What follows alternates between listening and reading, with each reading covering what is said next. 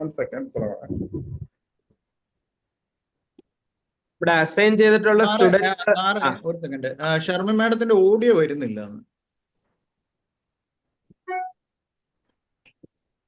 അല്ല, ഷെർമിന്റെ സൗണ്ട് ഇടയ്ക്ക് കേട്ടല്ലോ. ഷെർമിൻ ഒന്നുകൂടെ സംസാരിക്കാമോ? മാഡം ഒന്ന് സംസാരിക്കാമോ മാഡം? ഷെർമിൻ ഓഡിയോ ഒന്ന് ചെക്ക് ഈ കോൾ ഒന്ന് കട്ട് ചെയ്തിട്ട് ഒന്ന് സംസാരിക്കാം. ഈ കോൾ ഒന്ന് കട്ട് ചെയ്ത്. അല്ല, ഷെർമിൻ ഫോണിലാണോ? ഞാൻ മാഡത്തോടൊന്ന് കണ്ടു കേറാൻ പറ്റുന്നില്ല മാഡം. സുജിത്ത് ഞാൻ അയച്ചിട്ടുണ്ടേ, സുജിത്തിന്. ഞാൻ നോക്കാം. ഷെർമിനെ കാണാമല്ലോ. ഷെർമിനെ കാണുന്നുണ്ടല്ലോ. ഷെർമിന്റെ ഒച്ച കേൾക്കുന്നില്ല. ഓക്കെ, അതെന്തുമായിരിക്കും പ്രോബ്ലം? ഒന്ന് ഇത് എക്സിറ്റ് ആയിട്ട് തിരിച്ച് റീജോയിൻ ചെയ്ത് നോക്കാമോ ഷർമിൻ? എക്സിറ്റ് ആയിട്ട് റീജോയിൻ ചെയ്ത് നോക്കൂ.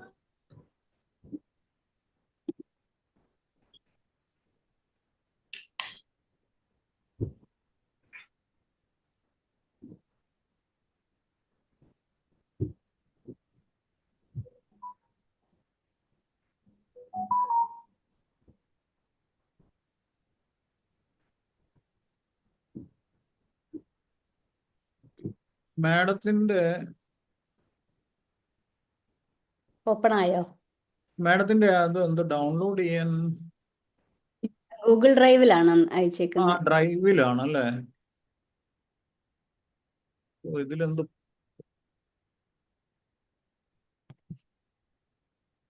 ഞാൻ സ്ട്രീം ചെയ്യുന്നുണ്ട്, കുഴപ്പമില്ല.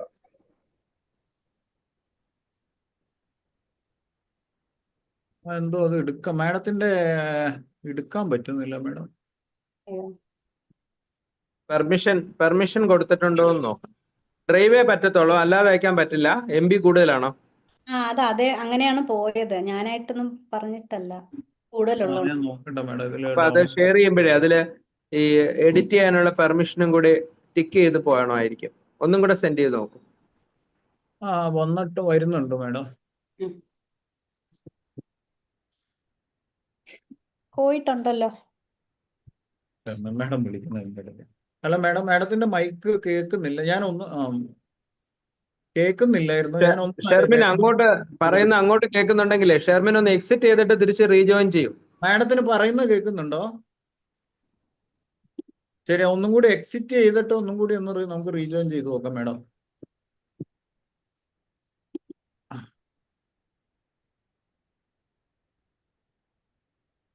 ഇപ്പൊ എന്റെ സ്ക്രീൻ കാണുന്നുണ്ടോ മാഡം? കാണാം സുജിത്ത്.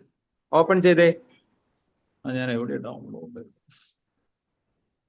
ഡൗൺലോഡ്സ് കാണുമായിരിക്കും അല്ലേ? അതാ OSCE, അത് തന്നെ. ഇതാണോ മാഡം?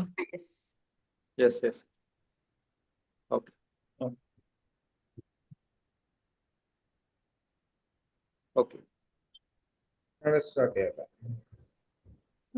ഞാൻ തുടങ്ങട്ടെ സുജിത്ത്? മാഡം തുടങ്ങി. ശ്രീജിത്തെ, നമുക്കങ്ങ് സ്റ്റാർട്ട് ചെയ്യാം. ഷെർമിൻ മാഡം ഇടയ്ക്ക് കയറിക്കോളും. സുജിത്ത് ഒന്ന് ഷെർമിൻ മാഡത്തിന് ഇടയ്ക്ക് ഒന്ന് ഹെൽപ്പ് ചെയ്താൽ മതി, അഥവാ നോക്കാം.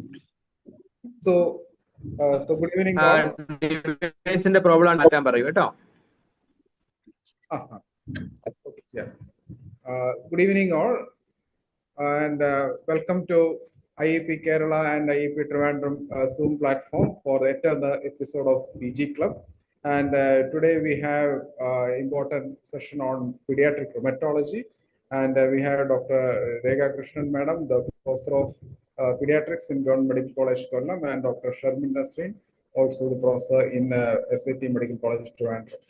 Before we start the proceedings, I invite Dr. Riya Sai, the IEP State President, to address the PG students and also inform about the students. Madam, screen sharing. Over to Riya, sir. Yes, sir. So, yes. Am I audible? Hello? Kelkamo? Yes, sir. Kekam. Okay. So in this edition of PG club is actually very dear to my heart, because So it is presented by two of my very dear friends, Dr. Rekha Krishnan and Dr. Sharmin, who are excellent teachers in pediatrics. And they conduct a dedicated rheumatology clinic at SAT for some time now. So we will have a taste of their clinical wisdom, and the OSCE discussion will be very useful for the postgraduates in their exams also. So I wish all the best for the program. Over to Srijit for the continuation of the program. So thank you, sir. So we will have the rheumatology session and start by Dr. Rekha Madam, and Rekha Madam will start with the OSCE. Over to Rekha Madam. Thank you, Dr. Srijit. First of all, I would like to thank the IAP office bearers for giving me this opportunity. Usually ഞാൻ അങ്ങനെ വരാറില്ല, പക്ഷേ this time ഞാൻ പ്രിയ പറഞ്ഞപ്പോൾ പിന്നെ അതങ്ങ് accept ചെയ്തു. സാധാരണ എപ്പോഴും ഓരോ പ്രശ്നം കാരണം എനിക്ക് കയറാൻ പറ്റാറില്ലായിരുന്നു. Okay, so thank you for giving me this opportunity. And I have included 4 case scenarios with 4 main case scenarios with some sub-questions and followed by short discussions, and also included a take-home point for each case scenario. So I will, am I audible? Can I continue with the session? Yes, madam. Yes. Yes. Okay. Slide, Sujit, next slide.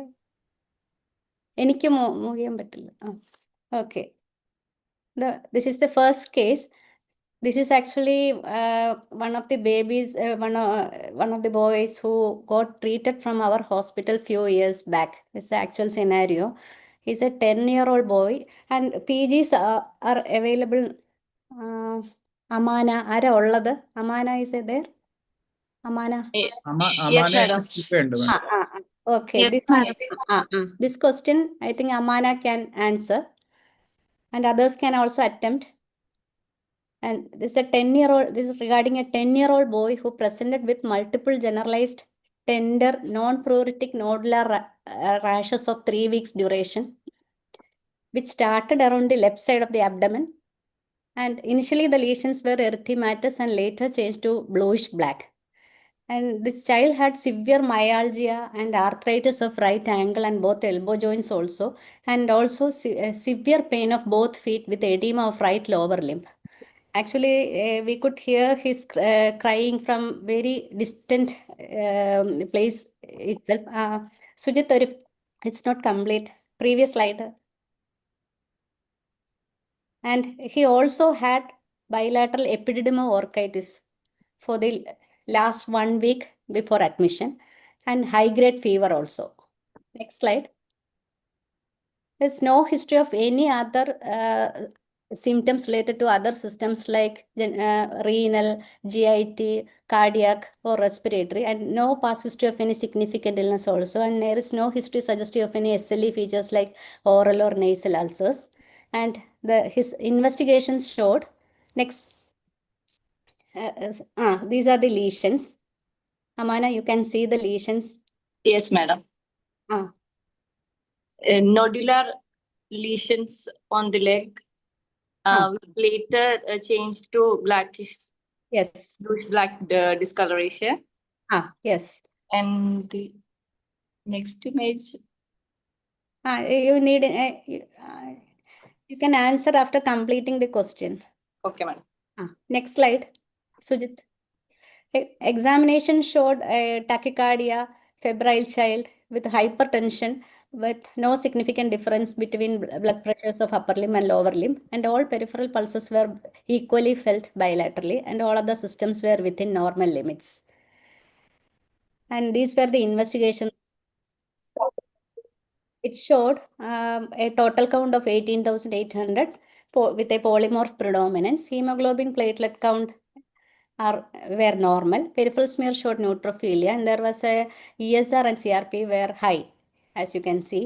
And urine was absolutely normal. RFT, LFT was normal. ASO was elevated, and ANA, IF, and complement levels were within normal limits. NIF was negative and complement was within normal limits. And rest of the investigations, you can see ultrasound, chest X-ray, ECG, echo, everything was normal. Mando was negative. All the infection workup was negative. And PNK, CNK was also negative. His bone marrow examination was also done, which was normal. And a skin biopsy was taken. And he was started on with steroids with a dramatic response.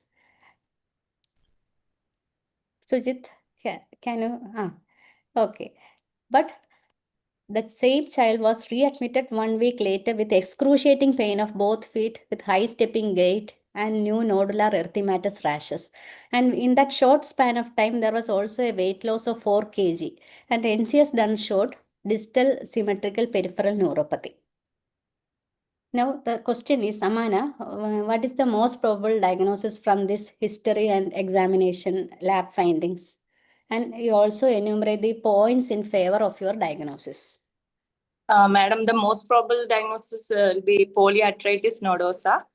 The points in favor is child presenting with tender cutaneous nodules and with constitutional features, fever, a severe myalgia, weight loss, and investigation showing elevated ESR, CRP, and the Sianka Sianka and Pianka is negative, and the child is having a good response to steroids, which favors the diagnosis of polyarthritis nodosa.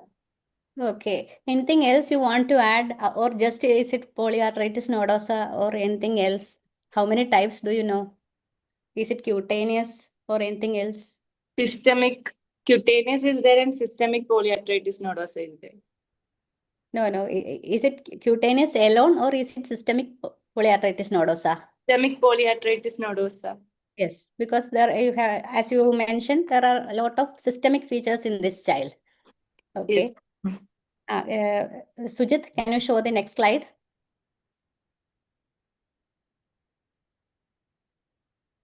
So these are the, I think Amana has covered almost all the points. Starting from history, there is high fever, weight loss. Weight loss is an important clinical presentation of vasculitis, which we often forget, weight loss. Then skin lesions she has mentioned, myalgia, arthritis, peripheral neuropathy, have you told Amana? Epididymoorchitis, hypertension, have you mentioned all those things, all those features? Not mentioned, madam. All these are features of vasculitis. And because here there is no pulmonary involvement also. That is also an important feature distinguishing systemic onset PAN from other types of vasculitis that I will discuss soon. And there is also no glomerulonephritis. These are all features favoring systemic onset PAN. Then TC high, poly high, everything you have mentioned, ANCA negative. Okay. Then this is the biopsy picture of our child. There is neutrophilic lobular paniculitis with vasculitis involving the small and medium-sized vessels. But there was no significant fiber node necrosis noted in our child. Actually, in PAN, we expect significant fiber node necrosis, but here it is not there. Maybe because only in new lesions you get such fiber node necrosis. Next slide, can you change? And in the later or heal stage, you will not get. But we are diagnosing the systemic onset PAN with all these findings, not just biopsy alone. And next slide. And no, previous. Now you can tell the classification, previous slide. That's the question. Amana, can you tell the criteria also? Madam, classification criteria for pediatric onset polyarthritis nodosa is 5 out of 7 criteria, which include cutaneous finding. Madam, കേൾക്കാം. 5%. Okay. Any mandatory criteria for systemic onset PAN? His CT angiographic finding suggestive of aneurysms and stenosis, or histopathological demonstration of necrotizing vasculitis in medium and small vessels. Okay. Okay, Then Amana, okay. 5 out of 5 criteria, 7 criteria, which include cutaneous manifestation, libido reticularis, or tender subcutaneous nodules, superficial skin ulcers, or deep skin ulcers. And next is second one is muscle involvement in myalgia or muscle tenderness. Third is hypertension, so both systolic or diastolic BP more than 95th centile. Fourth is peripheral neuropathy, sensory peripheral neuropathy or motor mononeuritis multiplex. Then renal involvement, proteinuria, hematuria, impaired Okay. renal function test, and histopathological evidence of necrotizing vasculitis in medium and small vessel artery, Okay. and geographic abnormalities. Oh, so there are only 5 criteria, no? There is no 7 criteria. Sujit, can you show the next slide? You can see here there is a mandatory criteria that Amana has told, that is necrotizing vasculitis of medium or small arteries, either from biopsy or angiography, plus at least one of the following that she has mentioned: skin, muscle, then regarding BP, peripheral neuropathy, and renal. And you can see here that it is only a classification criteria. It is not the diagnostic criteria. In most of many conditions in rheumatology, all those are classification criteria, and there is a difference between classification and diagnostic criteria. Amana, can you tell about that? Are you aware of that No, madam. difference? No, madam. Means classification criteria are used for grouping a set of patients for research purpose and all. For diagnosis, we need in satisfy all these criteria. So sometimes we may have to diagnose diseases even before this classification criteria is satisfied. In SLE also it is like that. So we have to understand that also. And here, anyway, here for our child, how many criteria are satisfied? Child is having peripheral neuropathy, hypertension, muscle involvement, cutaneous manifestation. 4 out of 5 is there, and the mandatory histopathology skin biopsy is already taken, Yes. and report is not yet come. Yes, yes. So there is a medium. Okay. Can you show next slide, Sujit? So what happened to our child is this child was referred to higher center for opinion, and from there he was started on cyclophosphamide and oral steroids, and he improved. Yes, next slide. So I think I will just brief a little bit regarding the basics of vasculitis for the PGs. Because actually what is vasculitis? It is an inflammation of the blood vessel. As you can see from the name itself, it is inflammation of the blood vessels. And where are all these blood vessels are available, are there everywhere. As you know, it is there in the skin, brain, kidneys, GIT, everywhere. So wherever these blood vessels are there, wherever there is involvement, you can get manifestations of those organ dysfunctions.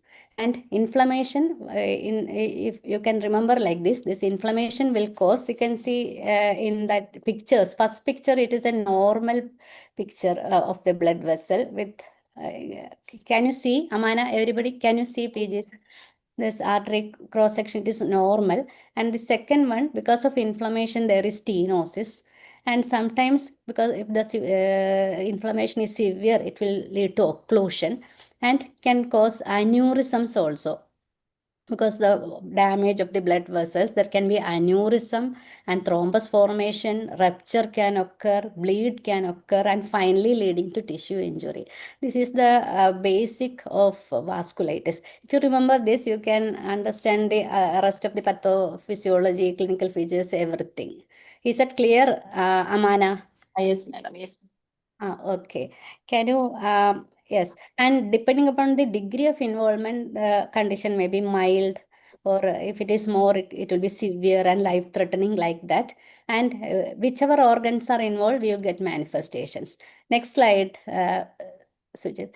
So it can be either a single organ or a systemic vasculitis. Means either if cutaneous is if skin is alone involved, then it is a cutaneous polyarteritis nodosa, single organ vasculitis. Sometimes CNS may be alone be involved like that.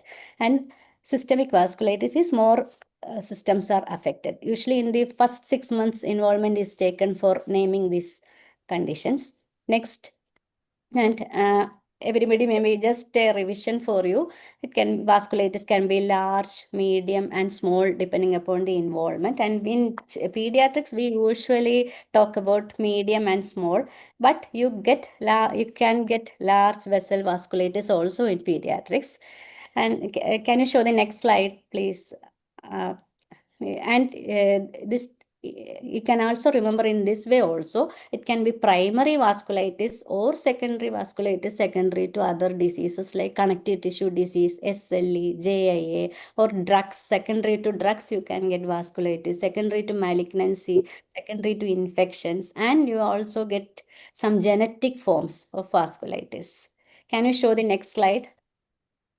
You can see it is briefly shown in this picture that you can see from the right side, Takayasu and giant cell arteritis are the large vessel vasculitis, whereas in pediatrics we get only Takayasu's arteritis. And the medium vessel vasculitis we usually see are the Kawasaki and polyarteritis nodosa, and small vessel vasculitis are the ANCA-associated vasculitis, which include granulomatous polyangiitis, which was previously called Wegener's, a microscopic polyangiitis, and eosinophilic granulomatous polyangiitis, which was previously called Church-Strauss. These are the ANCA-associated vasculitis. Then the immune complex vasculitis, which we are all aware of, are the mainly it is the IgA vasculitis, HSP and all. And variable vessel vasculitis can involve any vessel, which is the Bergset. These are the primary vasculitis conditions. And next, Sujit. And this regarding the classification, you need to know 2 classification criteria. Actually, from 1990, this Chapel Hill Consensus Conference has criteria, and after that, some revisions have come. And this is the latest one, 2012 criteria. But here, this is for the adults mainly. Adults also. This is not validated for pediatrics. And here, first part I have already discussed, and the second part you can see that also we have discussed. Only thing extra is this infections, hepatitis B, C, syphilis, etc. are all included. Is it clear, Amana? Can I go to next? Yes, madam. Okay. Now next. And this is the 2005 criteria. Only this one is for the childhood vasculitis. You can see that in this criteria classification, only Takayasu is included for large vessel. Rest most of it is the same. Okay. And this is the main point in diagnosing vasculitis. The main point is pattern recognition. You have to recognize the pattern, like what you have seen. Amana, you have recognized in our condition, pattern recognition, which more than 80% of the information we will be getting from the history. And around 10 to 15% you will be getting from the examination, and the rest will be from the labs. So with the available history and examination, you will reach a pattern, and then you have to confirm the diagnosis. And the confirmation can be either by a vascular imaging, by doing angiography or histopathology examination. And for large and medium vessel vasculitis, usually we need imaging. And for small vessel vasculitis, usually imaging will be little less yielding. So histopathology will be needed most of the time. Like in IgA vasculitis, HSP and all, you need you get more yield from biopsy. Next. And some clinical clues also can I think this will be useful for you, some clinical clues for vasculitis. When will you suspect vasculitis in patients? And First is pyrexia of unknown origin patients. What is pyrexia of unknown origin? Can you say, Shilpa, how will you define PUO, pyrexia of unknown origin? Shilpa, can you hear PUO? Madam, fever Ah. without a focus more than 3 weeks duration. That is the old definition. Now, fever, if without any cause, we are investigating OP, IP, labs, everything we are doing. Even then, you are not getting a cause. Nowadays, it is usually more than 8 days. If fever is persisting without any cause, we say as PUO. And vasculitis, PUO means after excluding all those infections, one should consider vasculitis also as a DD for PUO. And significant weight loss, as in our child, fatigue of unknown origin without any cause, or we should suspect. Then these skin lesions, I think already we have mentioned.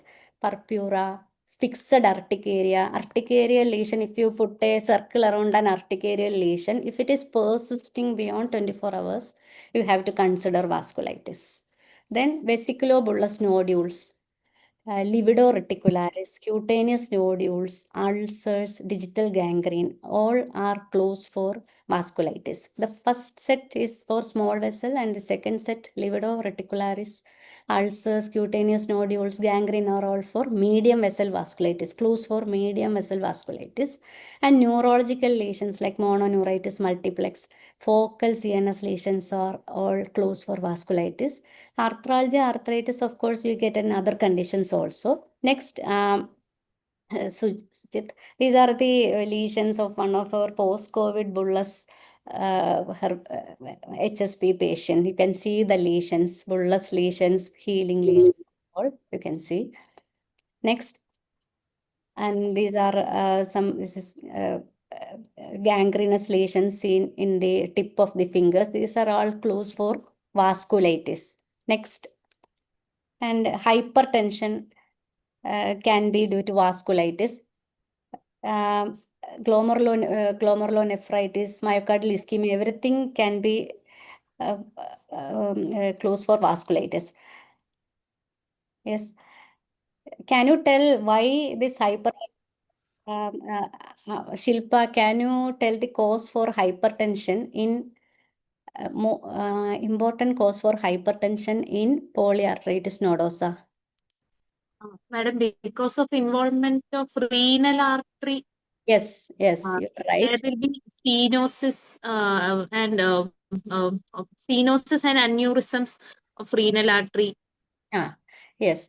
So in some vasculitis, like small vessel vasculitis, you get glomerulonephritis, and that can cause hypertension. But in polyarteritis nodosa, where there is medium vessel involvement, it is due to the renal artery involvement causing hypertension, and secondary to that, proteinuria, hematuria, etc. can occur. So here, without glomerulonephritis, hypertension occurs. That is also a point in favor of polyarteritis nodosa. Then what is this unexplained ischemic events are also a clue. Then coming to discrepancy in pulse, that Shilpa can say what is that a clue for which condition you get pulse. There is absent pulse. A child presenting with means a child presenting with fever on palpation you are not getting pulse in the right radial artery, and there is a BP difference between upper limb and lower limb, and child has also limb claudication. What is that? Takayasu arthritis. Okay, very good. That is a presentation of Takayasu arthritis. Usually that is very rare. We are not seeing, but we have to be on the lookout for those conditions. And what is the difference in the BP between upper limb and lower limb of Takayasu? The criteria, given the criteria, do you know that? More than 10. Yeah. It's right. It's more than 10. If it is there, we take it as significant, and you have to be on the lookout for Brui also in such conditions. And fixed pulmonary infiltrates, if we are excluding infection, if patient is not having severe respiratory symptoms, epistaxis or hemoptysis, presenting with cavities, fixed pulmonary infiltrates, all we have to suspect vasculitis, and these can be life-threatening also. Okay, next. And whenever we are in a dilemma, other causes excluded, infection excluded, we have to think about vasculitis, and multi-system involvement, you have to think about vasculitis. I think it's clear for everybody how when all we shouldn't miss vasculitis.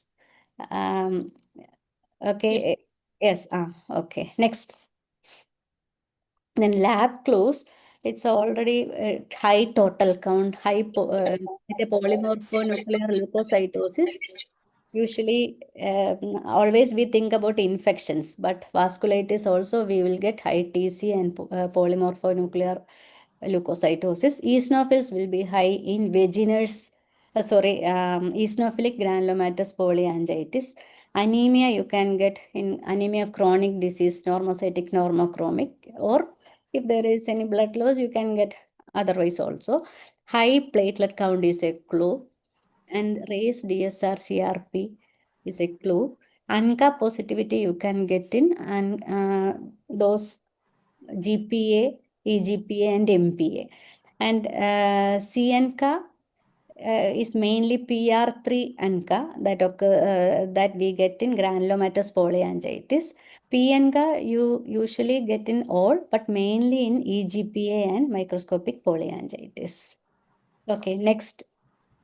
This is just how we differentiated PAN from other primary vasculitis. That is just for showing that already I have explained here in PAN, the lung is usually spared.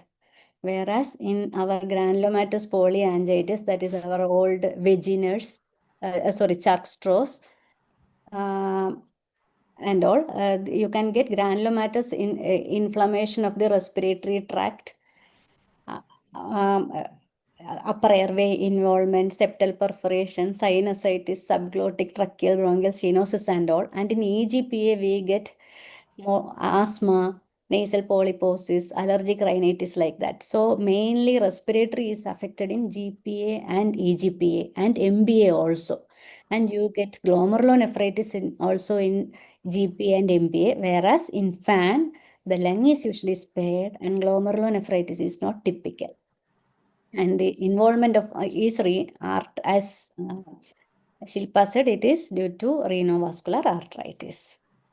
Can we proceed? Is it clear for all? Yes, Shilpa? madam. Yes, madam. Next slide. Next slide. I think we can skip that slide. And next question is, what is the characteristic, Amana, no, Shilpa, you can answer. What is the characteristic finding in this abdominal aortogram and the appearance? Madam, this is the angiographic image, the abdominal aorta and renal artery. What We is that can see, arrows showing? the arrow at the bottommost is showing occlusion of the common iliac. Okay. And the other two arrows are showing renal artery stenosis with the dilatation. Yes. The appearance is called beads on string appearance. Hello. And Okay, what is that star? madam, superior mesenteric artery. Okay. Okay. There is aneurysm. So from in this picture, you can see stenosis, aneurysm, everything. Occlusion. Can you next slide, please, Sujit? Next. So no, previous.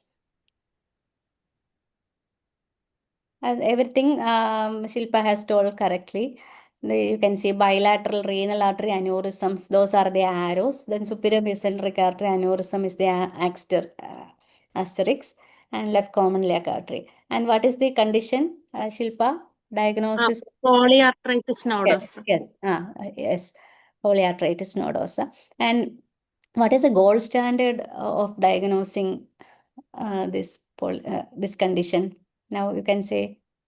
Angiography. Yes. Here the gold standard imaging procedure is conventional angiography. Next, Sujit, can you show the next slide? And the gold standard diagnostic imaging study is the conventional arteriography, and the appearance here is classical beads on string appearance. And usually will we do conventional arteriography for all, Amana? Is it an invasive procedure or a non-invasive procedure? Arteriography is invasive procedure. Okay. So arteriography is an invasive procedure. How do we do it for all patients routinely for vasculitis? If suspecting vascular involvement, we'll do it. No. Actually, this is an invasive procedure. Even though the gold standard is conventional arteriography, we do a CT angio or MR angio. Next slide, can you show, Sujit? Class live വന്നോ? Either we can do a CT angio or an MR angio if we are suspecting large vessel or medium vessel vasculitis. And the advantages are for CT angio, as you can know, it is a quick procedure. It is less costly, it is a quick procedure, and we can get better resolution. We can get the this measurements we can get better with CT angio. But the problem is the radiation, and we need to give contrast for CT. Whereas in MR angio, we can do without contrast, you can do, and there is no radiation risk, and inflammation of the vessel can also be identified with MR angio. And also acute hemorrhages and all you can identify better with MR angio. So you can decide based on the availability, based on the patient condition, cost and all, you can decide patient to do either CT angio or MR angio. Okay. Is it clear, Shilpa? Hello? Yes, madam. Okay.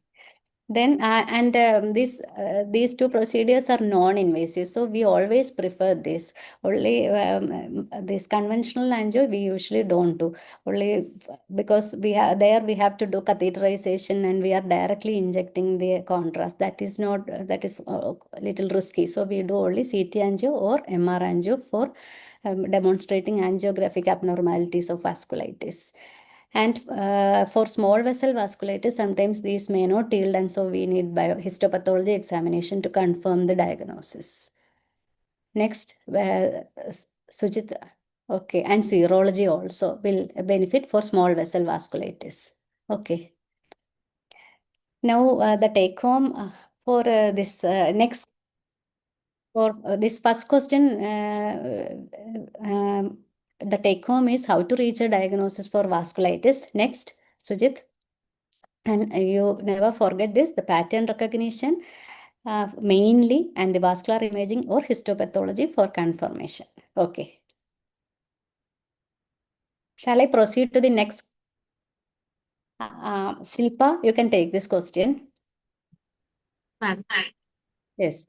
4-year-old, this is the regarding a 4-year-old boy who presented with recurrent fever, skin ulcers in the lower limbs, and recent left-sided weakness. And there is history of livido racemosa, previous GI bleed, and stroke at the age of 3. And he has not responded well to anti-inflammatory therapy as previous. Okay. And retiform purpura are also seen. These are the retiform purpura, picture of the retiform purpura which are seen. And for your information, what are these retiform purpura? These are polygonal patches or plaques produced by cutaneous infarction.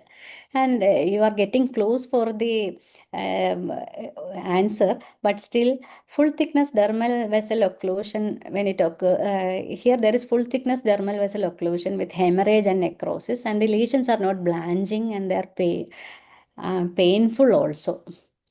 These are the retiform purpura. This picture is from our own Nelson. And can you tell the diagnosis, Shilpa? With these clues, as you know from this description, there is vasculitis and but the child is not responding to treatment, immunosuppressive treatment. Age is less. So what could be the what is the diagnosis? Probable diagnosis? Madam, this can be a condition like mimicking like pan. The child has history of recurrent fevers and stroke also, early onset stroke also. Yeah. So it can be a disease which is having any component of immunodeficiency, as well as this vasculitis like picture. Could be a deficiency of adenosine deaminase 2. Very correct. Okay. Can you and how will you confirm the diagnosis? It is so Shilpa is telling that it is deficiency of adenosine deaminase 2, DADA 2. Is that? Yes, madam. Yes. Okay. And how will you confirm the diagnosis? Genetic study CECR1 gene. Okay. Okay. Then do you know the treatment? Is there any difference in treatment, or is it just immunomodulation that we give? Already I have told that there is not much response also. Steroid. Anti-TNF. Okay, okay. So And that, adding okay, okay, very good. So can you show Sujit next slide? Next slide. Next. Okay. So as Silpa has rightly mentioned, this is a case of deficiency of adenosine deaminase type 2, which we can confirm by NGS. And these mutations, there are mutations in the by either homozygous or compound heterozygous mutations in the ADA2 gene, which is actually cat-eye syndrome chromosome region 1, CECR1, it's also called, and that confirms the diagnosis. And you can also do enzyme activity assay, which will be low or absent, which can be also used as a screening test here. And the importance of identifying such condition is that we have got definite treatment for this. Next slide. And you can use anti-TNF treatment, etanercept, adalimumab, infliximab, all has good response.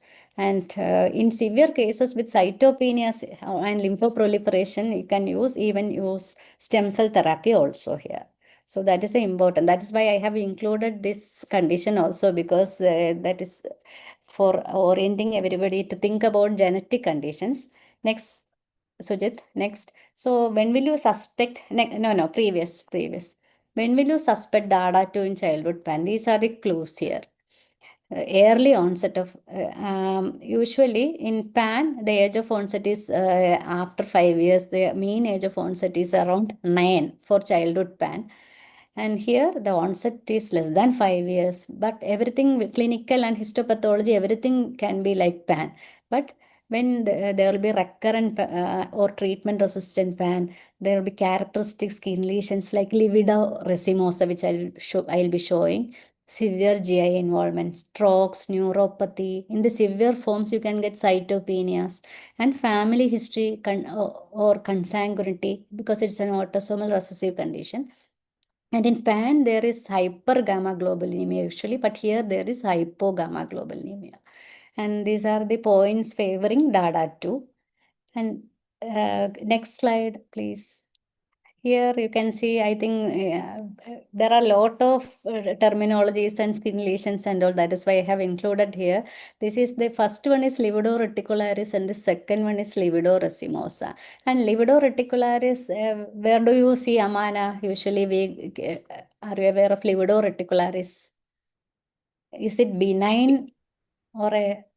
Madam, can be seen in polyarthritis nodosa or vascular. It can be seen in polyarthritis nodosa, but it can be also be seen without any problem also, like in cold exposure And hypothyroidism, you can get livedoreticularis. Septic shock, when there is perfusion is impaired, also you can get livedoreticularis. So always there need not be vasculitis in livedoreticularis, but lividoracemosa, the second picture, is always suggestive of vessel involvement, inflammation, vasculitis. It's a more life-threatening situation. And you can see the how you differentiate the two, and the color is also different. In lividoracemosa, it is more violet color, and lividoracemosa can occur everywhere, whereas lividoreticularis usually occur in the extremities and all. Next slide, please, Sujit. And this already I have told this. And okay, next slide. And can you tell one more genetic disorder mimicking PAN, Shilpa? So because this is all given in Nelson only, genetic conditions. Madam, Savvy. Oh, okay. What is that full form? Associated vasculitis with early onset in infancy. Okay. So here also in the name itself, next slide, please. It is sting-associated vasculopathy with onset in infancy, and this is also a genetic condition. Next slide. And when will you suspect? Same pan-like features, but child will be, it will be in the young age, infancy, with persistent fever, failure to thrive, and interstitial lung disease. These are the main features. And family history may not be present always. It can be due to de novo mutation. These conditions I have brought up here because all these conditions, if we are identifying, there are some treatment options for these children, like JAK inhibitors, which are all upcoming now. And okay, next. And what is the take home from this question is, when to suspect genetic etiology in vasculitis and how does it help kids? I wanted to make everybody aware of such conditions which we shouldn't miss. That is why I have included this question. And then when to suspect, the points are onset, early age of onset, consanguinity, family history. Next, resistance to conventional treatment, strokes, cytopenia, interstitial lung disease, failure to thrive. All these are clues for suspecting genetic condition, etiology in patients with vasculitis. Okay. Can we continue? Any other pages? Any doubts? Can we continue with the next question? Yes. Hamana, can you? Am I audible? Yes, madam. Yes, Rekha, you're audible. Continue. Okay. So regarding third case, Sujit, time issues ഉണ്ടോ? ഉണ്ടെങ്കിൽ ഞാൻ ഒരെണ്ണം cut ചെയ്യാം. Madam ഒന്ന് ഇതും കൂടി third കേസും കൂടി വെച്ചിട്ട് നമുക്ക് വേണമെങ്കിൽ തേർഡ് കേസ് വെച്ചിട്ട് പിന്നെ വേണേ അടുത്ത എടുക്കാം. Okay. 11-year-old girl presented with bilateral knee joint arthritis and low-grade fever of 1 month duration. This is the details of our own child, and parents were giving ibuprofen at home but with minimal effect. And there was also extreme tiredness, history of mouth ulcers, and for the child, which are notably painless, and history of autoimmune hypothyroidism for the mother. And these are the, can you show the pictures? Okay. These were the ulcers and these were the cutaneous lesions. And what is your diagnosis? Who is answering? Shilpa? Yes, madam. Madam, 11-year female child with a family history of autoimmune disease, presenting with joint pains, painless ulcer, and a picture showing a rash over the dorsum of hand. Most probably first diagnosis SLE. Okay. Okay. Sujit, next slide. Okay, next. So these are the lab investigations of the child. And Shilpa, you can say the positive points from here. You can read the Madam, positive there is, points. hemoglobin 8, there is anemia. Total count of You can 3,800. you can interpret and say the final opinion. There is anemia, leukopenia, ESR is elevated, urine routine is normal, other organ functions are normal, ANA IF is positive, C3 complement levels are low, DCT is positive, and anti-DSDN and anti-Smith are also positive. APLA is negative. Okay. Vitamin D. Lymphopenia, you have missed. Lymphopenia. You shouldn't miss lymphopenia. That is Okay. also a feature suggestive of your diagnosis SLE. And ferritin, hemoglobin is 8, whereas and ferritin is not low. So what is that? Hyperfertility. There is anemia of chronic inflammation. Okay. Okay. Normocytic, normochromic anemia, those are all important points, isn't it? Okay, ma'am.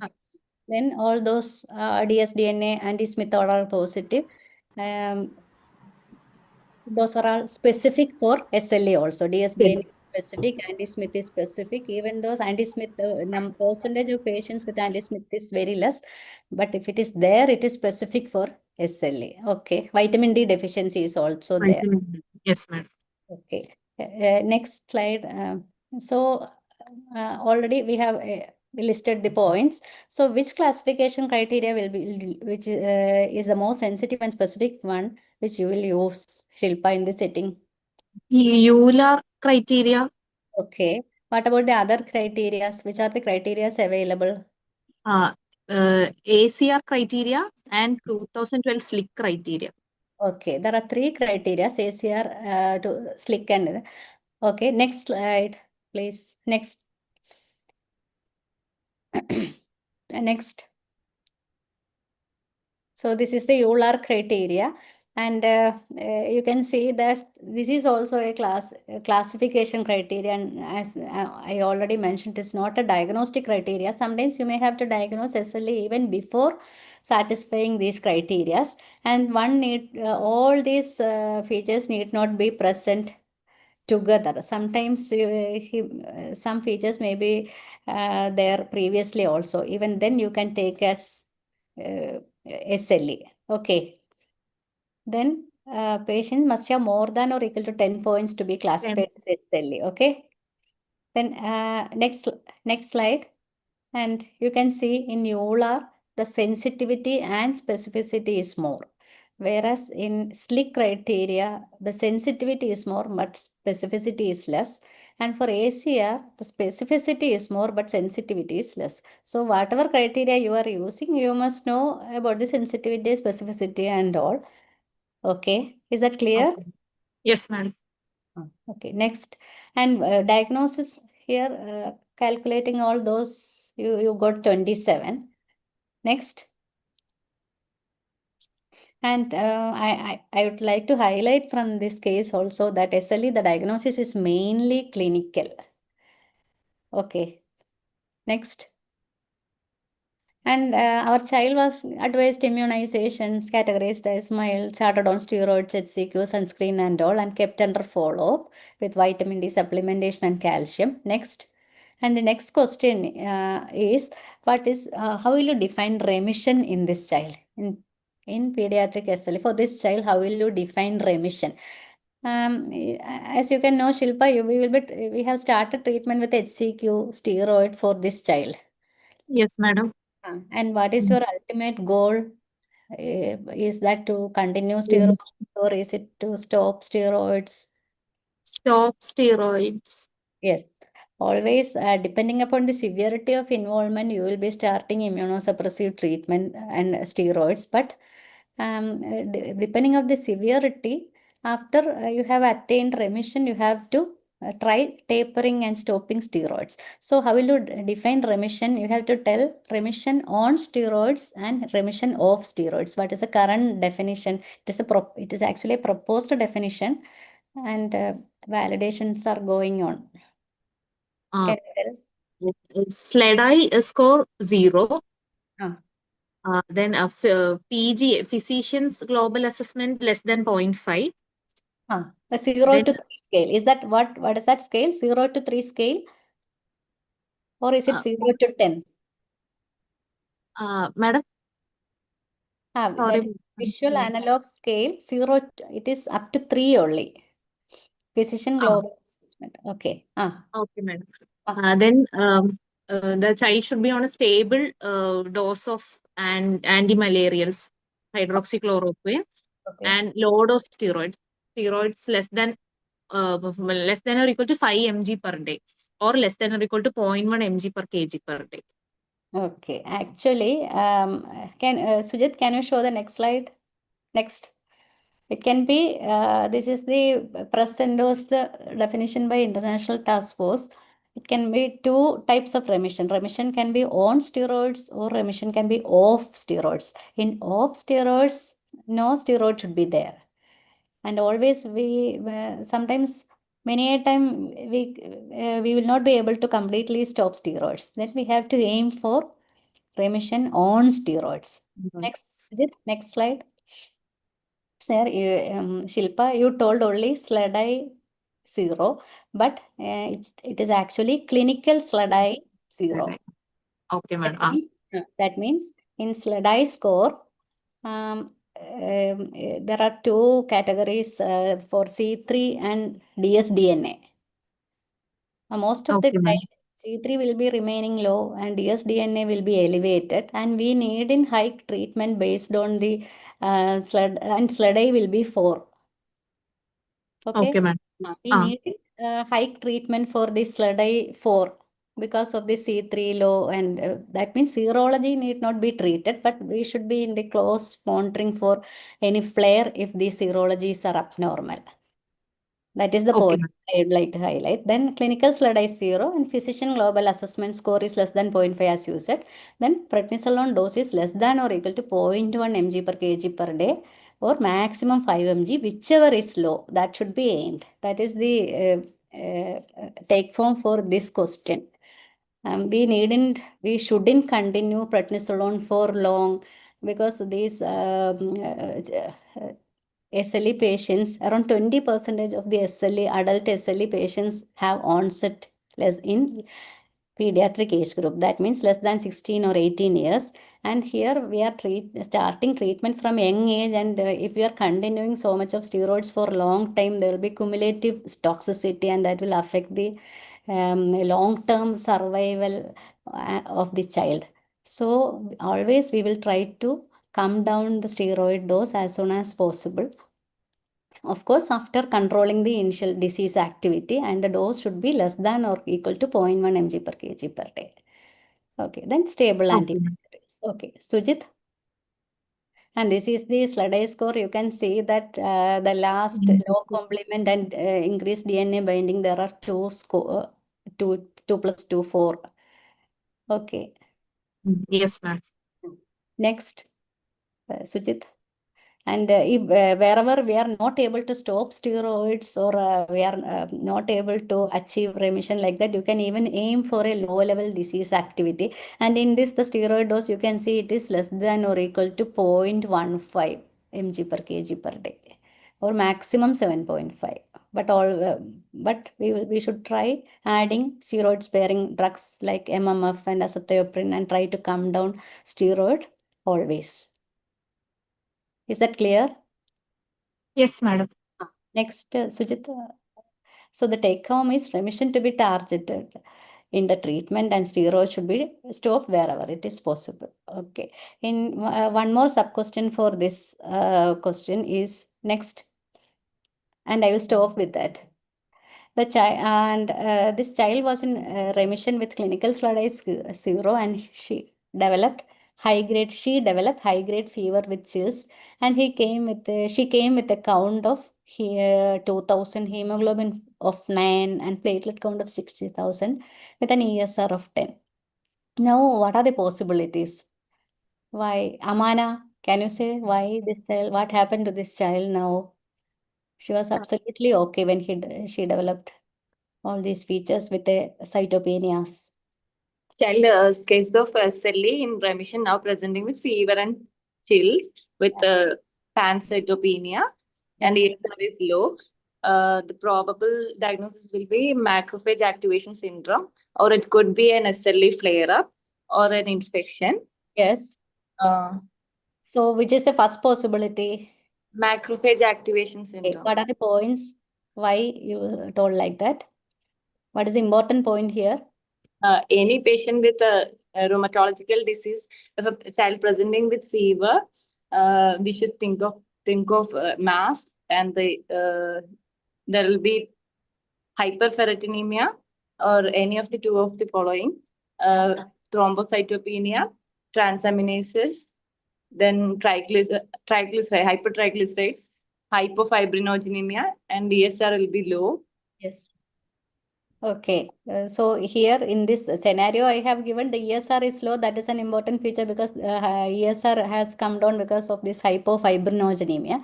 And so then next, Sujit, next slide. So how will you arrive? Okay, next. So this is, no, previous. So this is the criteria. Actually, the HLS 2004 criteria we shouldn't use for rheumatological conditions. For rheumatological conditions, you have to use this criteria. And this is actually for systemic onset JIA. This is not for validated for SLE, but we can use this criteria for early identification of macrophage activation syndrome. Because you can see that we will not get those very low platelet before diagnosing we shouldn't we should not have any delay in diagnosing macrophage activation syndrome. That is why we are using this criteria for identifying macrophage activation syndrome in rheumatological conditions. You can see the ferritin value is more than or equal to 684, fibrinogen less than or equal to 360, and triglyceride more than 156. Platelet count is just less than or equal to 1.8. And okay, next. Is that clear? Yes, ma'am. So as there are no validated criteria for MAS in SLE, you can use this especially in pediatrics. Okay. Next. So from this chart, just see this, that ferritin in macrophage activation syndrome, the ferritin will be very high, and thrombocytopenia, okay. Okay, I think the third column is regarding infections. Here you can see from the last procalcitonin will be significantly elevated in infections. CRP will be significantly elevated in infections. And whereas ferritin is very much elevated in macrophage activation syndrome. And thrombocytopenia is a better indicator because in all these conditions you can get cytopenia, but if thrombocytopenia is there, it is a better indicator of macrophage activation syndrome. Okay, can we proceed with? Yes. So this take home for this thing is just for reminding you about this condition, macrophage activation syndrome, and regarding the criteria in rheumatological conditions. There is one more case scenario. If there is no time constraints, I can stop here. Sujit. Okay, madam. Rekha, that we will finish after the next session. Is that okay? If there is time. Okay. ഞാനൊന്ന് stop share ചെയ്യട്ടെ madam. Okay. Sharmi madam ഒന്ന് try ചെയ്യാം share.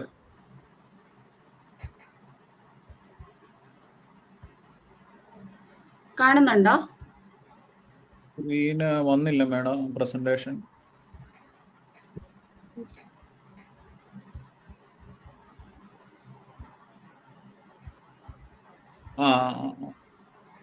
വന്നോ? വന്നു madam വന്നു. So shall I start? Madam. Am I audible? Yes, madam. Yes, madam. Okay. So dear postgraduates and my dear faculties, I am not sparing my time, just judiciously, and good evening all.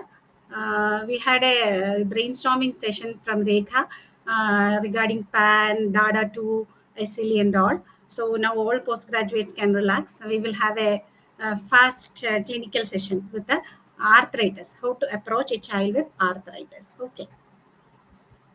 So why is it important to evaluate a joint pain in children? 1 minute. I'm not Madam, പോയെന്താ madam? video vechilla. Okay. Madam. Okay. Okay, madam. Okay, so just an introduction. Why do we need evaluate a joint pain in children?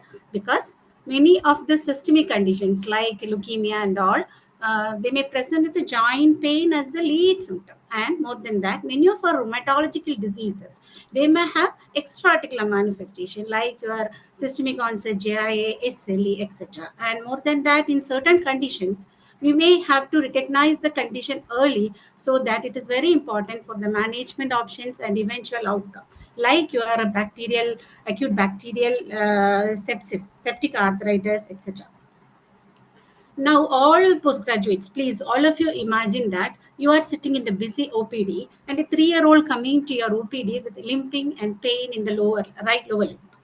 What are the 3 questions? Only 3 questions are allowed for you, and that you will ask. Who will be answering the question? Gayatri, which are the 3 questions that you will ask? Gayatri is So there? here, hello. Yes. So here we have a child, a 3-year-old, who is coming to our OPD with limping, and so it's like joint symptoms. So we have to. It's very important that we differentiate between arthralgia and whether it is arthritis. So we have to ask questions whether it's just pain or any associated swelling is there, or such has to be asked. And secondly, we can ask about the duration of the illness. That is whether it's an acute onset or a chronic onset. What is acute? What is chronic? If the symptoms are lasting for less than 6 weeks, it's acute onset, and if it's more than 6 weeks, it's chronic. Just remember, less than 6 is acute and more than 6 is said to be chronic. Then, okay, then the 3 questions are then any other, it's only 2 questions now. What is the third question? Any other associated systemic symptoms are there or not? So, okay, the last question we will come later. The 3 questions according to Gayatri is whether it is you have to make sure that whether it is arthralgia or arthritis. If it is arthritis, whether it is acute or chronic, and if there is any systemic features are present or not. So, Gayatri, what is the definition of arthritis? Could you say? Arthritis is swelling of the joint associated with any 2 of the 3 features. That is a restriction of movements. Then if it is associated with any swelling or warmth. Okay. Arthritis, swelling or effusion, it is arthritis. Whenever there is a swelling or effusion, it's arthritis. Or if it is not there, any 2 or more of the following, that is any restriction of movement and the features of inflammation. What are the features of inflammation? Your calor, rubor, dolor, tumor, erythema, tenderness, pain, and a restriction of movement and a swelling, that is tumor. So any of these is present. Remember, whenever somebody asks you or whenever you see a child, is there any swelling? It is arthritis, or any signs of inflammation? It is arthritis. If it is not there, that is arthralgia. Only joint pain is there, no swelling or no restriction, and arthritis in which there is a joint swelling with all the features that we have. Now, your patient is there, you have find out that it is arthritis. What will you do? Now you can do the pediatric gait arm leg examination, leg spine examination. And what is the importance of this PGALS? Actually, it is a very simple tool, and it will take only 2 minutes for you to diagnose, screen whether the child has got any arthritis or any musculoskeletal problem. If you find any problem, within 2 minutes, you can do a detailed evaluation of the musculoskeletal system. Okay. Now you have find out there is arthritis. So what is the next thing? Whether it is acute or chronic, less than 6 weeks or more than 6 weeks. Acute is usually, which are the acute one? As mentioned here, it is a viral arthritis, HSP, leukemia, etc. And more than 6 weeks, it is usually, you have to think of a juvenile idiopathic arthritis, and other arthritises are also there. But always then only you can think, it is a, today we are dealing mainly with the JIAs and the types of JIAs, and so we are mainly dealing with chronic arthritis. Then, as Gayatri said, then the third question is any systemic features like fever, malar rash, or any oral ulcers, alopecia, like that. If it is present, it could be a arthritis with the other systemic causes like SLE, dermatomyositis, like that. If it is not there, again you have to start thinking whether this is a juvenile idiopathic arthritis. All JIAs are disease of exclusion. After screening out all the other causes of arthritis, only we can think of JIA. So today it's not acute arthritis has got so many differential diagnoses, and other types of arthritis are also there. Today we will deal with the chronic arthritis. Okay, that is the initial session. So one thing, where is our Parvati? Can you just say what is the definition of GIA according to ILR criteria? Madam, am I audible, madam? Yes. Arthritis occurring in a child less than 16 years of age, and it lasts for more than 6 weeks of duration with other features of joint inflammation. Less than 16 year, more than 6 weeks of duration. Then features of inflammation, as we have mentioned, and one more clause is there. What is it? Excluding other causes. Okay, other causes of arthritis must be excluded. Always remember that also. You have to exclude other causes. So it's very simple. Onset before 16, more than 6 weeks, with the signs of inflammation, and ruling out other causes of arthritis. So that is the ILR classification of arthritis. 1 minute. So now the case scenarios, we will go through these case scenarios very fast. Okay. So we have got a 3-year-old child with swollen right knee after history of minor trauma coming to you. She has been limping for the past several months, and on examination, relatively painless child, painless limp with a warm right knee effusion with 30-degree flexion contraction. So this is a child. You can see there is a swelling in the knee, and now the question is, what is your interpretation and diagnosis, and how do you evaluate the child? What are the important complications, and what are the differential diagnoses? Gayatri? Or anybody else can answer. What is your interpretation and diagnosis regarding this child? A toddler with chronic history of means painless like arthritis is there, and my DDs are like oligoarticular JIA, septic arthritis or traumatic arthritis, then chronic infections like tuberculosis. Why you said oligoJIA, septic arthritis, traumatic arthritis, and all? What is the interpretation from the results? It's a toddler, 3-year-old child. A toddler. Knee joint, lower limb joint, and there is only a single joint. That is monoarthritis, or what is oligoarthritis? Less than or equal to 4 joints. 4 or less joints. So it is 4 or less, only single joint, and it is a painless arthritis. There is definite arthritis. Effusion is there, restriction of movement is there, flexion deformity is there. Okay. So the important DDs you have mentioned, and how do you evaluate this child? So a detailed history. First of all, we have to take a detailed history. Yes. Then any signs of the inflammation and all are there, we have to ask. Then detailed examination has to be done. And also while taking history, we have to ask about the family history of tuberculosis or any arthritis, uveitis, etc. has to be asked. Then after that, we can go into baseline blood investigations like CBC, ESR can be done. And as only one joint is involved, we can do ultrasound of that particular joint also. And then we can ANA-IF can be done. So what are the relevant investigation that you prefer in this child? ANA-IF has to be done. Okay, ANA-IF, why? Because in oligoarticular JIA, there is high chance of uveitis, for development of uveitis. Okay, so it's if it's ANA positive, then there is more chance of developing uveitis. So your DDs also you have mentioned. So this is a child who has presented. This is a child, usually a 3-year-old child who is coming to your OPD and with a swollen knee, but the child will be moving around, running around, climbing on your examination court. We may wonder, this child do not have any pain. they're not having any pain, because usually in toddlers with a monoarthritis or lower limb arthritis, which is painless, which has got an arthritis, which is of chronic duration, there is a minor trauma, but it was there for past several months. So your important first differential diagnosis is oligoarticular JIA. Why we will be discussing today regarding all these points.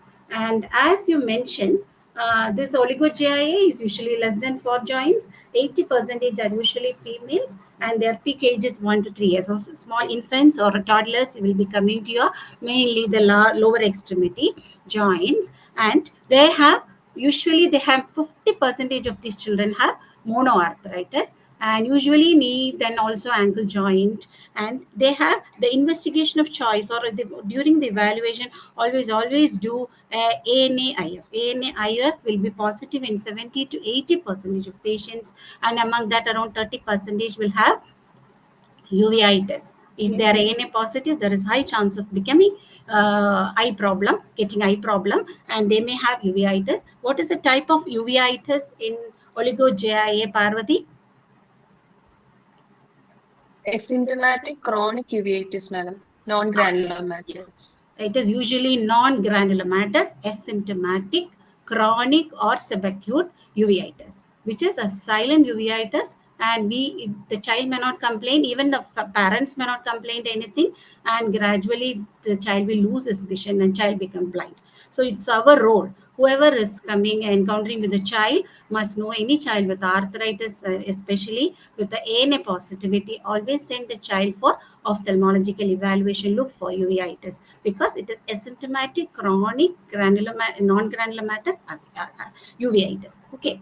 And other complication, what are the two complications? Uveitis and length discrepancy. Like if you left a child untreated or giving some analgesics and all, they may have the cartilage will be destroyed, and finally they may have length discrepancy, and they may have limping and all. And if there is any atypical features, especially always look for septic arthritis. Actually, it may not be a chronic arthritis. Usually this child had a trauma, but it was present before. But still you have to think, if there is any look for any angry joint, that is erythema, or any severe pain, especially the child can't walk, or any severe pain at not bearing weight, or if there is any hip involvement, always think of septic arthritis, because the management is different, and you have to start with antibiotics. You have to do the joint fluid collection and do the culture sensitivity and accordingly. Okay. So in oligo-JIA, around 50% of patients who is in the first 6 months present with oligoarticular JIA, but may later develop polyarthritis. After 6 months, if it is more than 5 joints, that is called the extended oligo-JIA, and if it is remain as 4 joints, that is persistent oligoarticular JIA. Extended oligoarticular JIA has got poorer outcome, but whereas this persistent oligoarticular JIA has got a very good long-term outcome. And especially if there is usually lower limb, upper limb, and if they're high ESR and all, they may have a bad prognosis, and there is a predilection. We can predict that this child may go in for an extended oligoarticular JIA after 6 months. Then when you do the evaluation, usually CBC, ESR and all, mostly normal. Very rarely only the ESR is raised. So that will not give you any clue. All GIAs are clinical diagnosis mainly, and pattern recognition, diagnosed by doing pattern recognition. Okay. So this is a uveitis, 85% with oligo-JIA, 20 to 30% develop eye disease. We have all discussed this. So this uveitis can have complications like synechiae, band keratopathy, cataract, posterior synechiae, etc. So this American Academy of Ophthalmology has said it mainly depends on if they are ANA positives. As you see, if it is ANA positive, these are all ANA positive, and the age of onset and the duration of illness. If the disease occurs less than 6 years, in these three conditions, it is the arthritis occur before 6 years with a positive ANA, which is occurring within 4 years of onset of disease, more than 4 years of onset of disease, or more than 7 years of onset of disease, then they can be classified as high, moderate, or low risk people. And then the eye examination frequency has to be considered accordingly: 3 months, 6 monthly, and 12 monthly. The same if it is more, the onset is more than 6 years with the ANA positivity, and which is occurring within 4 years of duration, and more than 4 years moderate and low, there is no high risk, then 6 monthly or 12 monthly follow-up is needed. And if it is ANA negative with a less than 6 or more than 6, they can be considered as moderate or low. So why I showed this slide is because you must know the importance of sending the patient for ophthalmological evaluation. The parent may ask, I have brought my child for the limb arthritis or limping and all, then why you are sending me to my child to ophthalmologist? So this is the one, if you are missing the child may lose his vision. So that is the important thing. And next we'll go to the second case. This is a 5-year-old girl with a right ankle arthritis for 3 months. You can see this child has got an ankle arthritis. Which are the probable differential diagnosis? What are the relevant history and examination that help to make a diagnosis? Who will be answering? Any takers? No takers. Then Parvati? Madam, here is a 5-year-old girl child with a history of right angle knee joint for 3 months. So there is chronic arthritis. In the Yes. diagram, we can also see there is inflammation of the finger joints. There is dactylitis. Okay, you think even though it is they are complained as a single joint or knee or ankle arthritis, on examination the fingers are swollen, isn't it? Okay, good. Yes, Good madam. observation. Okay. So probable DD could be, this could be a psoriatic arthritis where Why? dactylitis is a prominent What is feature. dactylitis? How do you define dactylitis? Inflammation of the distal joints of the fingers, madam. Okay, proximal or distal IP joints, and it is mainly swelling of one or more digits that extends beyond the joint margin. That is why it Okay, is called madam. the fusiform or the diffuse swelling. So this is very clear from this. Even though it's not an oligo, sometimes maybe it is a polyarthritis. Sometimes it may be a oligo or a polyarthritis. Usually it's present as oligoarthritis in small children. So your differential diagnosis? You can.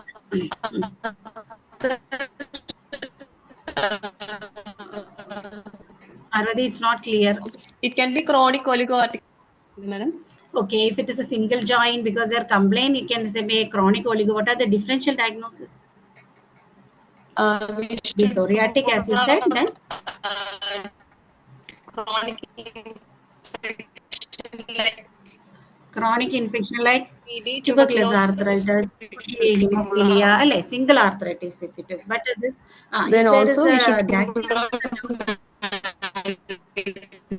okay, I think Gayatri had some problem.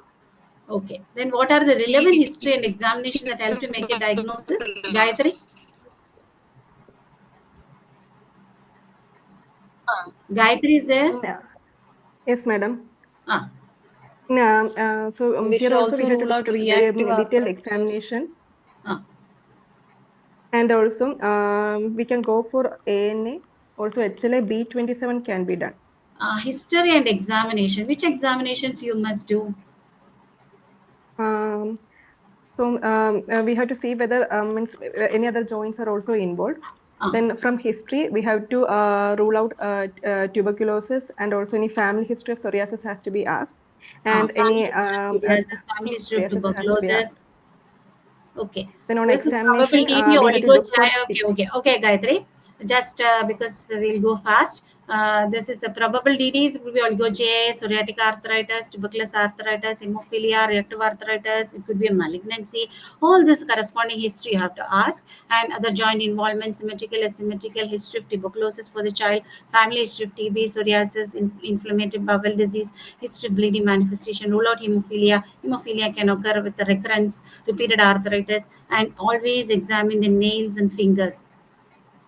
Why? Because if there is any pitting, even if single pitting is important. And eyes, you have to look for uveitis. So this child has got nail pitting. So what is the diagnosis?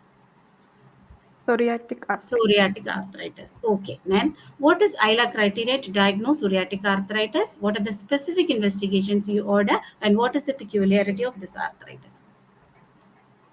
Okay, psoriatic arthritis is defined as arthritis and psoriasis or arthritis with at least two out of three.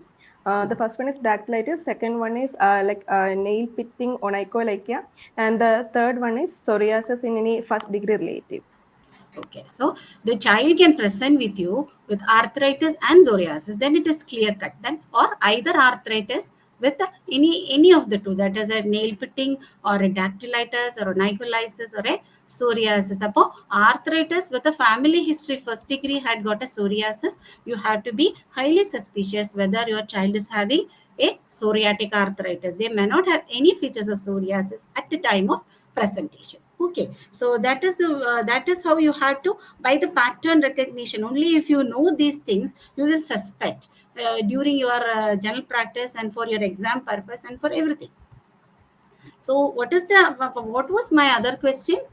What are the specific investigations that you order? Which are the specific investigation, Gayatri, you order? ANA, then HLA B27. Why ANA and ANA? If you want to add anything more, ANA, ANA immunofluorescence, ANA IF, always IF. ANA IF and HLA B27. HLA B27. Why? There is HLA B27 positivity seen in psoriatic arthritis. About They can have, this is a enthesitis or axioskeletal involvement type of psoriatic, that these are all included together. So they may have, many of these patients can have HLA B27 positivity, we may get, and more than that ANA-IF, oligo-JIA, early onset oligo-JIA with ANA positivity has a high chance of uveitis. So always look for ANA immunofluorescence as well as HLA B27, only if it is, you feel that this child need that, if you include in that category. And what is the peculiarity of psoriatic arthritis? It is like a chronic and destructive type of arthritis. Yeah, it is always a chronic and destructive arthritis, and it is usually symmetric. It can be symmetrical, asymmetrical, or axial. So if it is an axial involvement, then they may be having HLA positivity. In axial type of psoriatica, you may encounter with such patients also. Then you have to think that it has been taught like that. Okay. Then and another thing, it is chronic destructive, so we may need immunosuppressive treatment, early immunosuppressive treatment to save the joint. That is the importance. Okay, the case 3 is an older child, a male adolescent with a swollen right knee. You can see from the picture, and child is having a painful walking, early morning stiffness is there, and the child developed painful red eye for 5 days. What is the diagnosis? What are the points that favor your diagnosis? And what is investigations? Parvati is there? Your audio is good? Yes, madam. Ah. Here we have an adolescent male child presenting with knee joint swelling, and also there is history of red eye. It might be probably a uveitis associated with arthritis. So since the most probable diagnosis could be enthesitis related arthritis, which is more commonly seen in an adolescent male child. Yeah, it is a male adolescent with a lower limb involvement, especially knee or hip usually, and they may develop enthesitis. What is enthesitis, Parvati? Inflammation of tendon, ligament, or joint capsule at the attachment of a joint, madam. Oh, which all areas you may get it usually? At the insertion of Achilles tendon. Tender Achilles, plantar fascia. Okay. Then anywhere else? Tibial tuberosity, patella, 2, 6, 10 o'clock position. All these areas they can have. And which is the investigation you prefer in this child? Again, HLA B27 we have to do. It is the investigation. Axial involvement, there is HLA B27 positivity. Even though there is no obvious enthesitis, any male adolescent or older child with a lower limb arthritis, which is oligoarthritis, always do HLA B27. So in rheumatology, there is no rheumatology panel of investigation. It is a diagnosis of exclusion by clinical diagnosis only, but you can do the relevant investigation after the pattern recognition based on the pattern and making your for confirmation your diagnosis. Very few relevant investigations that you can do. Not no need, all patients you need not do NHLA B27. Is that clear? Yes, madam. So it is enthesitis related arthritis type of juvenile idiopathic arthritis. Okay. Now, what is enthesitis? We have already mentioned. What is the criteria to diagnose ERA as per ILAR criteria? Who is answering? Oh, there should be presence of arthritis and in the presence Arthritis of and arthritis enthesitis, and it is clear. enthesitis, Okay. Then or arthritis or enthesitis with the following either two of out of following. Yes, okay, ma'am. either arthritis or enthesitis. If it is a single one is present, you need certain Criteria. criteria. 2 out of 2. Yes. What is it? One is presence or history of any sacroiliac joint tenderness.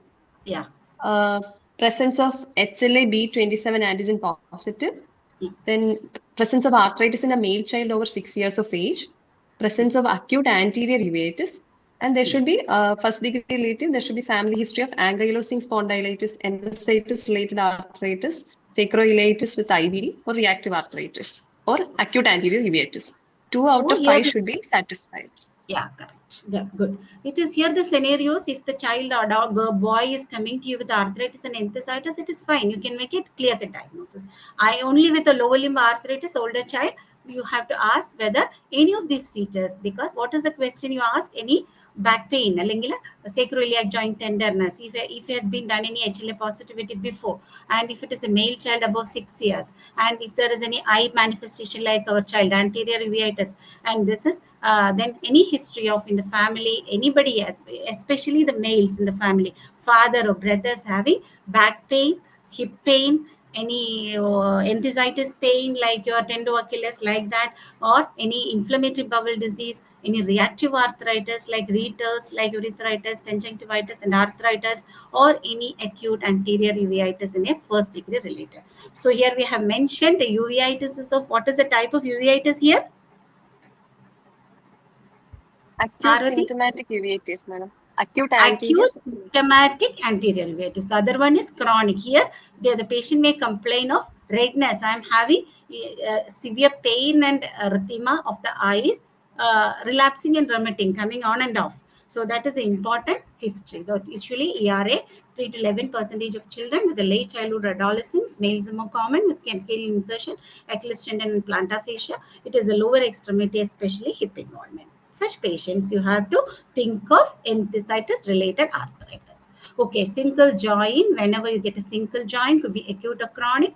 Acute is septic arthritis, traumatic effusion, reactive arthritis, systemic infection, malignancy, or early JIA, which you may diagnose after 6 weeks only, and or chronic infections like tuberculosis, brucella, then partially treated septic arthritis or reactive arthritis, JIA, malignancy, and synovial hyperplasia, villonodular synovitis. So single joint, whenever you get an articular arthritis, you have to think with the history, examination, and relevant investigation. Now, the case 4 is a 4-year-old girl with a stiff neck, restricted proximal interphalangeal joints for a longer period, poorly thriving, stiffness is there, no systemic symptoms, and the blood test done outside reported to be normal.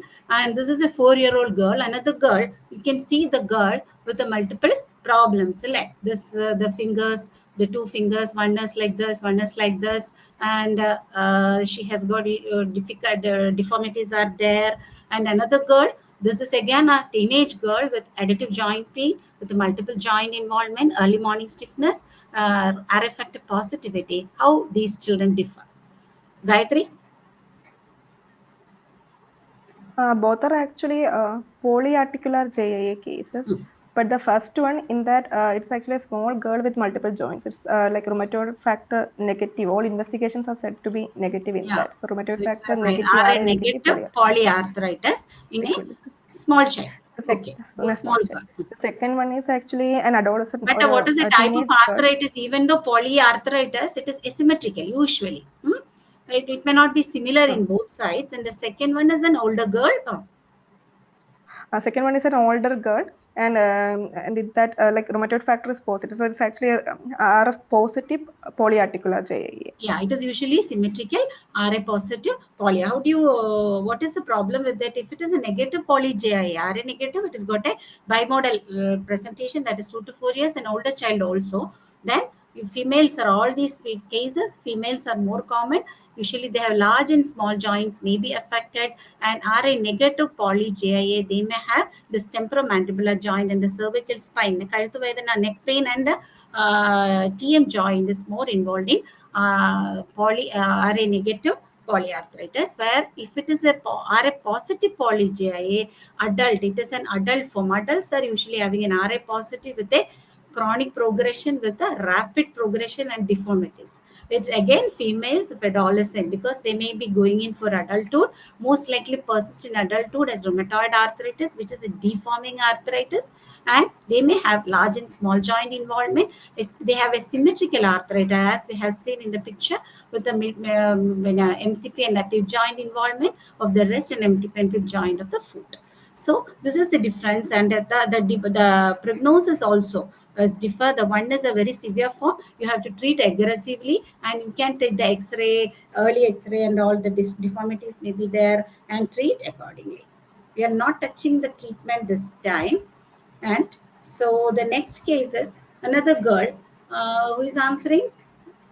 Gayatri or Parvati, who want this, or anybody else?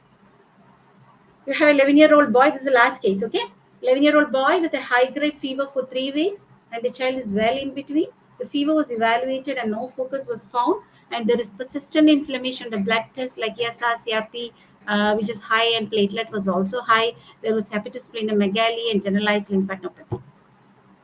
So the question here is, this is a fever pattern, this is your child, and what are the diagnoses that you would consider? And what are the further tests that you want to do? There is actually high fever for about 3 weeks, and there is history of that hepatosplenomegaly, generalized lymphadenopathy are all said, and with high inflammatory markers. Yes. So we have to consider like leukemia, then other chronic infections, or like tuberculosis, brucellosis should also be considered. But in that figure, it's shown like the child is having limb swelling also. So arthritis is there for this, and so in this case we can consider like a systemic onset JIA. Okay, but you have found out an arthritis from the picture, and you wanted arthritis to be there to diagnose. Okay, this child do not have an arthritis ideally. Then okay, even if there is no arthritis, but still there is fever for more than 2 weeks. So that is more than 2 weeks. So that itself is actually a criteria for systemic onset JIA. That fever for more than 2 weeks could precede the joint symptoms. So for any child with a fever for more than 3 weeks without like other focus could not be found, and also with high inflammatory markers, this SOGIA should be considered as a your differential. differential diagnosis. It may not be SOGIA. That may be one of your differential diagnosis. While we were searching for the diagnosis, we took an X-ray and it was like this. So what is it? There is some pericardial effusion. Yeah, that's a large heart, lobular heart with some pericarditis is there. Splenomegaly, lymphadenopathy with inflammation. First and foremost thing, you have to chronic infection or malignancy like leukemia, lymphoma, neuroblastoma has to be ruled out. Then what else? It could be a COVID associated, MISC. Multi-system inflammatory disease. It could be a Kawasaki, but it's an 11-year-old boy, very unlikely. And more than that, then you have to also think of systemic onset JIA. But SOGIA is a disease of exclusion. Never make a diagnosis initially. You have to rule out all other causes. Then only you can diagnose systemic onset JIA, whatever it is. Okay, so here the clue is high fever with well in between. Usually in systemic onset JIA, child may be, when the child is febrile, have all the problems, and child may be well in between. If it is a malignancy, child may be sick, isn't it? And infection also, child may not be that well like a normal child. So that is another thing that you should always note when you get a child with long fever. So it could be a systemic onset JIA after ruling out all the other causes that we have mentioned in this child. So what is the other important history that you should ask us? Any rash, isn't it? So what is ILA criteria to diagnose systemic onset JIA? Gayatri? So in this SJA, there should be arthritis in one or more joints, and it should be preceded by fever for more than or equal to 2 weeks, and that should be daily fever, like quotidian fever for at least 3 days. And it should be accompanied by one of the four things, that is like evanescent non-fixed erythematous rash, then generalized lymph node enlargement, hepatomegaly and splenomegaly, and the fourth one is serositis. Okay, here what is the important thing the postgraduate should notice is arthritis. If it is presenting with arthritis and fever, it's fine. It's very easy for you to diagnose. Arthritis with fever or arthritis or preceded by preceded by at least 2 weeks of daily fever. So there is a precedence of fever followed by arthritis. That is the thing that you should notice. And at least that fever should be of 2 weeks with a 3 consecutive day documented daily quotidian fever. So this is what they have said is 2 weeks fever followed by arthritis. But 2 weeks, after the 2 weeks, the arthritis can occur after 2 weeks or after 3 months or after 10 months or after 2 years or even after 10 years, the arthritis can occur. So the usually sometimes the presenting feature will be only fever. Arthritis may or may not come later, 1 year, 10 year or 12 year after.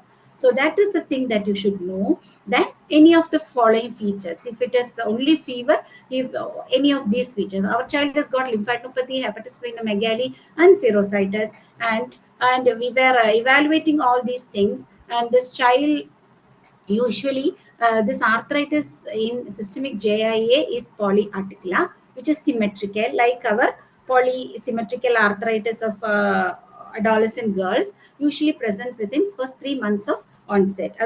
Even after years, they can have arthritis with a elevated inflammatory markers like leukocytosis, neutrophilia, thrombosis. As Rekha has already mentioned these what regarding this systemic arthritis with infection, acute phase reactants are all.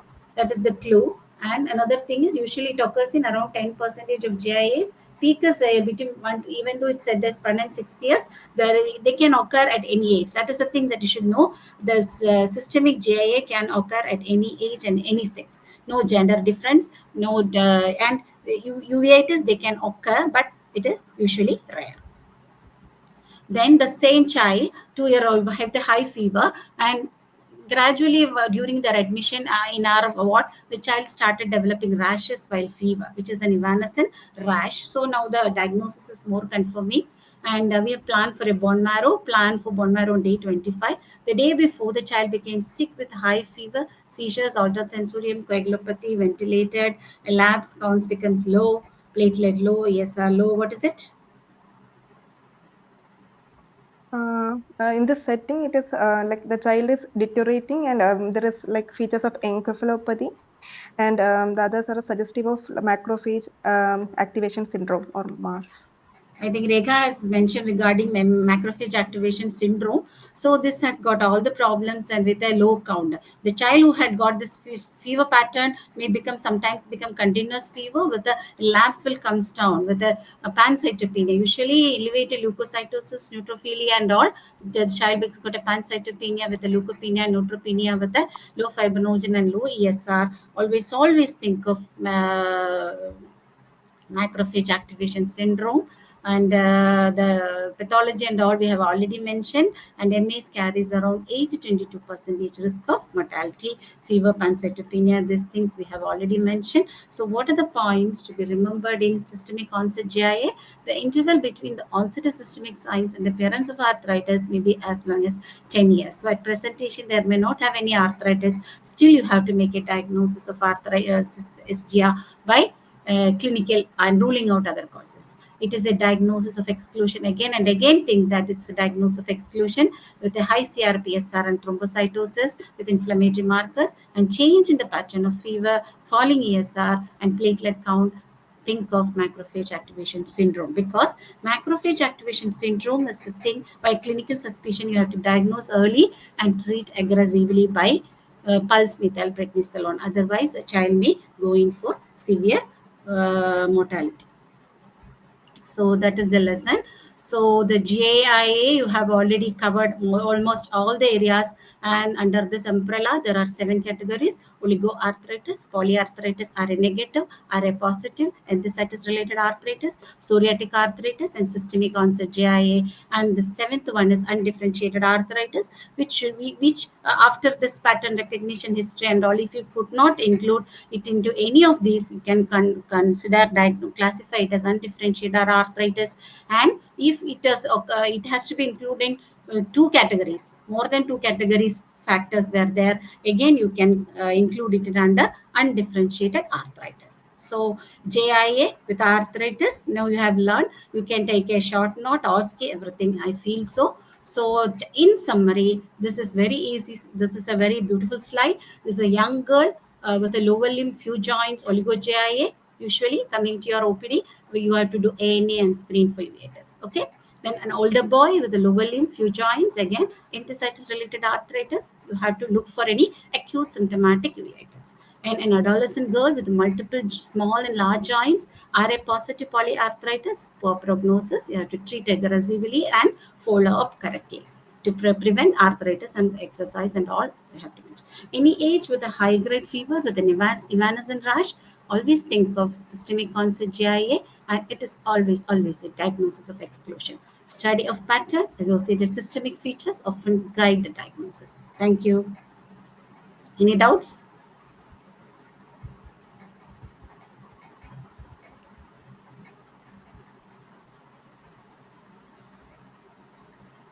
Sreejith ആരെങ്കിലും ഉണ്ടോ അവിടെ? സുജിത്ത്? ഞാൻ ഉണ്ട് madam. Okay. എന്തെങ്കിലും doubt ഉണ്ടെങ്കിൽ chat ബോക്സിൽ. Sir Purushothama sir. ഉണ്ടായിരുന്നു. Extensively covered. It's a vast topic, both of you, and all the postgraduates also done very well. The vast topic. Yeah.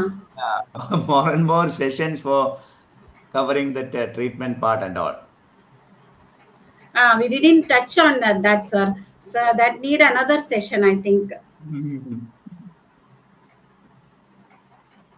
Any doubts, postgraduates? Sir, you can say some comments or any add-on points. No, nothing more, because this topic not much familiar for me. About the Farber's disease, is it a differential diagnosis of any of this rheumatoid arthritis? I heard a long back. Farber's. Actually, I don't know, sir. Then another one is an acute hemorrhagic edema. I have seen that is a part of HSP, infantile HSP can present as hemorrhagic edema. അല്ലേ രേഖ? അതെ അതെ, അതിന്റെ നെൽസണിൽ തന്നെ ഒരു പടമെല്ലാം ഉണ്ടല്ലോ haemorrhagic. I had seen there a few cases in the earlobes by both sides. Edematous, and I didn't know about the thing. Conclude ചെയ്യാൻ മാഡത്തിന്റെ ഇത് ഇനി വേണം മാഡം? എനിക്ക് എങ്ങനെ ബാക്കിയുള്ളവരുടെ പാർട്ടിസിപ്പൻസ് ഒക്കെ ഇല്ലാന്ന് തോന്നുന്നു മാഡം. Students are leaving. അപ്പോൾ almost 9:20 ആയിട്ടുണ്ട്. അപ്പൊ നമുക്ക് PG students ഇത് ഇല്ല. അതാണുള്ളത്. We will wind up, Sweet. Okay. Okay, then we will wind up. Okay. Next time, Rekha can teach the remaining portion to us. Second session of arthritis. Then it will be complete. Second session of rheumatology. Come back again with rheumatoid. Yeah. Clinical scenarios and all. Okay. Good afternoon. It was an excellent session. Actually, covered almost all important points in pediatric rheumatology. So I am thanking Rekha madam and Sharmin madam for their effort. Even with the short duration of notice, they presented very well and covered almost all points. And I am thanking our PGs, Shilpa, Amana, Gayatri, and Parvati Babu for their active participation. They are all from SAT? SAT. Okay. And I am thanking Purushottam sir for his valuable inputs, and thanking IAP Kerala and Tiruvandhuram office bearers for this platform. Once again, thanking all. Good night. Okay, thank you all. Okay. Thank you, Sujit. Thank you, sir. Rekha. Thank you.